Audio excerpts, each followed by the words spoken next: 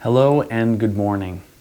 Today we will be continuing in John 20, where we will continue to explore the response of Jesus after the resurrection. So we'll be reading from John chapter 20, verses 24 to 29. Now Thomas, one of the 12, called the twin, was not with them when Jesus came. So the other disciples told him, "We have seen the Lord." But he said to them, "Unless I see in his hands the mark of the nail, and place my finger into the mark of the nails, and place my hand into his side, I will never believe." 8 days later, his disciples were inside again, and Thomas was with them. Although the doors were locked, Jesus came and stood among them and said, "Peace be with you." Then he said to Thomas, "Put your finger here and see my hands, and put out your hand and place it on my side. Do not disbelieve, but believe." Thomas answered him, "My Lord and my God." And Jesus said to him, "Have you believed because you have seen me? Blessed are those who have not seen and yet have believed." We are not told why Thomas wasn't with the others when Jesus first appeared. But we do know that when they told him about Jesus, he didn't believe them. Of course, it's fairly easy to sympathize with Thomas. I mean, if someone told you that a dead man had come back to life, you might have some questions as well.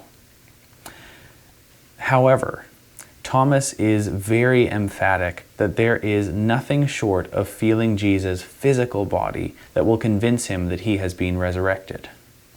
Jesus is, apparently, aware that Thomas has said this. When Jesus appears again, and again this is through locked doors, he says, "Peace be with you." He does not refuse Thomas's request or tell him that because he didn't believe he won't be included with the others.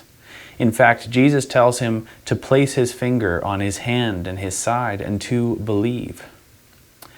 Thomas now has the correct response. He says, "My Lord and my God." This is in and of itself an amazing claim. And there are two things to see here. First, Jesus came back in a fully physical body that could be touched. And second, and even more importantly, this physical human man, Jesus, is God. He's not just some great human teacher who had some good things to say.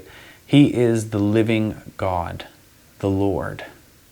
And although Thomas now has the correct response, Jesus does say that those who have not seen and yet have believed are blessed.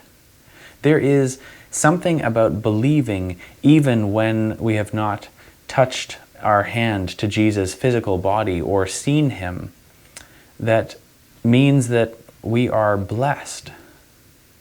We believe that even though we have not seen God, that he is there, that Jesus really did resurrect. And Jesus recognizes that there is a different kind of faith that is required here. Those who have not seen are called fortunate. We are not, however, without evidence. Indeed, without Jesus entering into our lives, it is not possible to respond to him. He has given us his creation, his scripture, and our own experiences of him. Jesus is kind and compassionate to all. Even after being abandoned, he gives the disciples peace.